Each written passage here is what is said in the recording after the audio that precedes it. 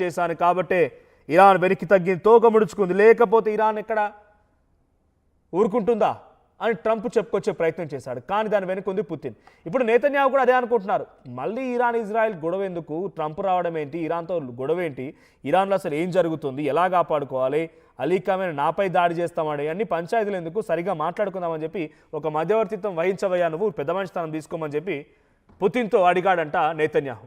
So Putin కూడా చెప్పుకొచ్చాడు, I'm ready to take an initiative step to keep a full stop to this happening issue అని చెప్పి Putin కూడా చెప్పుకొచ్చారు. నేను ఈ ఇష్యూకి ఒక ఫుల్ స్టాప్ వేయడానికి సిద్ధంగా ఉన్నాను, నేను ఈ ఇష్యూని డిఎస్కలేట్ అంటే దీన్ని చల్లార్చడం కోసం అన్ని రకాల ప్రయత్నాలు చేయడానికి సిద్ధంగా ఉన్నాను, మీరు మధ్యవర్తిత్వం వహించమంటే మీకు సహాయం చేయడానికి ఇరాన్తో నేను మధ్యవర్తిత్వం వహిస్తానని చెప్పి పుతిన్ కూడా నేతన్యాహుతో మాట్లాడుకొచ్చారట. అంటే ఇప్పుడు ట్రంప్ నేతన్యాహుతో కలిసి పుతిన్తో చర్చలు నడిపించారా అంటే నేతన్యాహు ట్రంప్ కనుసైగల్లో ఏం లేకుండా చేయడు, ప్రతిదీ కూడా ట్రంప్కి చెప్పి చేయాలనేది కూడా లేదు, ఆయన కూడా ఒక ఇండివిజువల్ దేశానికి ప్రధాని.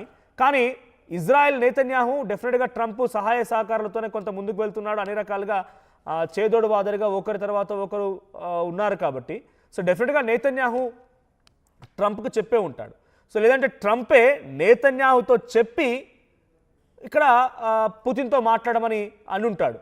సో నేతన్యాహు పుతిన్తో మాట్లాడిన తర్వాత ఇంకో కీలకమైన పరిణామం ఏంటంటే ఇరాన్తో కూడా నేతన్యాహుతో మాట్లాడిన తర్వాత వెంటనే అటు ఇరాన్తో కూడా ఇరాన్ ప్రెసిడెంట్తో కూడా మాట్లాడుకొచ్చారు పుతిన్. సో ఇరాన్ ప్రెసిడెంట్తో మాట్లాడినప్పుడు అక్కడ కూడా ఇదే రకమైనటువంటి పెద్ద ఎత్తున ఒక చర్చ జరిగిన అంశం ఏంటంటే మీ దగ్గర ఏం జరుగుతుంది, అసలు వాట్స్ హ్యాపెనింగ్ విత్ యూ, ఏం జరుగుతోంది అక్కడ, మీరు ఎటువంటి విధంగా దాన్ని కంట్రోల్ చేయడానికి ప్రయత్నం చేస్తున్నారని చెప్పి పుతిన్ అయతుల్లా అలీ ఖమేనీ దగ్గర president Masoud Pezeshkian, so Masoud పెజిషికియాన్తో మాట్లాడుకొచ్చారు, ఇరానియన్ ప్రెసిడెంట్ ఆయన. సో ఆయనతో కూడా మాట్లాడుకొచ్చారు. సో డిఎస్కలేట్ ఈ యొక్క విషయాన్ని చల్లార్చడం కోసం, కొంత దీన్ని కంట్రోల్ చేయడం కోసం ఈ రీజన్లో ఇటువంటి అలజడులు, ఇటువంటి మిడిల్ ఈస్టర్న్ కంట్రీస్ సో ఇటువంటి అలజడులు, ఇటువంటి ఆందోళనలు లేకుండా చేయాలన్నటువంటి ప్రయత్నం నేను కూడా చేస్తూ ఉన్నాను.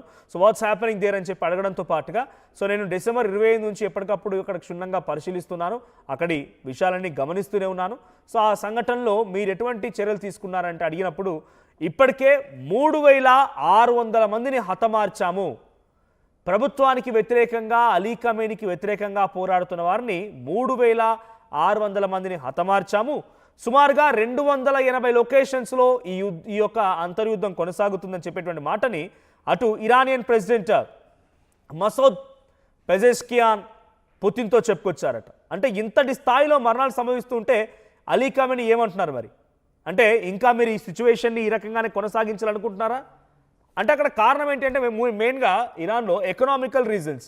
సో అక్కడ ఆర్థిక మాంద్యం ఏర్పడడం, వాళ్ళ కరెన్సీ పడిపోవడం, $1 ఈజ్ ఈక్వల్స్ టు 14 లక్షల రియాల్స్, అంటే ఇరానియన్ కరెన్సీ 14 లక్షల రియాల్స్ కలిపితే $1, అంతలా ఆర్థిక మాంద్యం ఏర్పడింది, కుప్పగూలిపోయింది, కరెన్సీ మొత్తం పూర్తిగా శూన్యమైపోయింది. అటువంటి స్థితిలో మీరు ఇంకా ఎలా నిలదొక్కోగలుగుతున్నారు, అందుకే నేను హెల్ప్ చేయడానికి సిద్ధంగా ఉన్నాను, బట్ మీరు దాన్ని డిఎస్కలేట్ చేయడానికి ఒప్పుకుంటారా, నేను మధ్యవర్తిత్వం వహిస్తాను, ఇటు నేతన్యాహుతో మాట్లాడుకొచ్చి అటు ఇరాన్ ప్రెసిడెంట్తో మాట్లాడుకొచ్చి మధ్యవర్తిత్వం చేయడానికి నేను సిద్ధంగా ఉన్నాను, మీరు నేను చెప్పిన మాటను ఒప్పుకుంటారా అని చెప్పి అటు ఇరాన్ని అడగడం, అటు నేతన్యాహుని కూడా నేను ఇనిషియేట్ తీసుకుంటాను, నేను డిఎస్కలేషన్ కోసం ప్రయత్నం చేస్తానని చెప్పి నేతన్యాహు కూడా భరోసా ఇవ్వడం కొంత ఇప్పుడు సెన్సేషన్గా మారింది.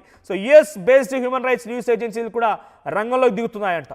మీరు ఎలా చంపుతారు, 3600 మందిని ఎలా చంపగలుగుతారు, ట్రంప్ ఏంటనంటే డైరెక్ట్గా ముందు నుంచి మాత్రం మేకపోతే గాంభీర్యాన్ని ప్రదర్శిస్తూ ఉంటాడు, వెనకాల మాత్రం పిల్లి కూనలా సైలెంట్ అయిపోతాడు. ఇప్పుడు ఆయనకు తెలియకుండా నేతన్యాహుపై కలిసే అవకాశం ఉందా, అటువంటి సిచ్యువేషన్ ఉంటుందా? గతంలో రష్యా ఉక్రెయిన్ యుద్ధాన్ని ఆపుతానని చెప్పిన నువ్వు ఇంతవరకు కనీసం దాన్ని ఊసేలేరు, ఆ యుద్ధం ఆగిందా, ఆ కోల్డ్ వార్ ఆగిపోయిందా, ఇది ఇంకా కొనసాగుతూనే ఉంది. అనవసరంగా లేనిపోని యుద్ధాన్ని మొదలుపెట్టించా ఇప్పుడు ఇరాన్ ఇజ్రాయెల్ మధ్య, అది